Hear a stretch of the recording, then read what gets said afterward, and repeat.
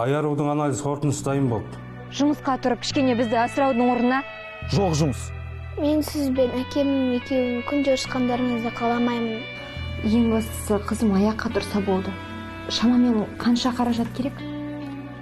17 000 доллар. Мен ерігіп жүр дейсің бе? Қызымды қалай аяққа тұрғызам деп шырылдап жүрмін. Қызым, Мадияр қайдасың? Қызым, көзіңді ашшы. Жағдай ауыр. Бел омыртқасы сынып тұр. Неден екенін анық айта алмаймын. Білесіз бе, мен әкемнің еркелеткенін аңсап сағынып жүрмін. Сенің осындай қалпыңды көргенде, сол күні болған көлік апатында неге қаза таппадым екен деп іштей өзімді жазғырам. Осының бәріне сенің жаман әкең кінәлі. Бір тамшы жас. Сенбі және жексенбі күндері КТК-да.